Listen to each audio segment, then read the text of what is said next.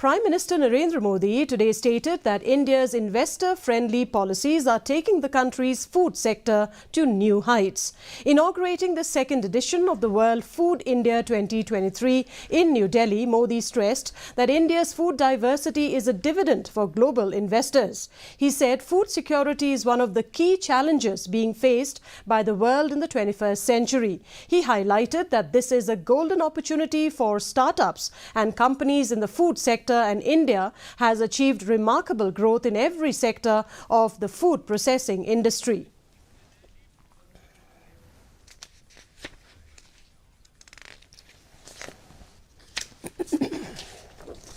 Food processing industry को lead करने की स्वाभाविक क्षमता है।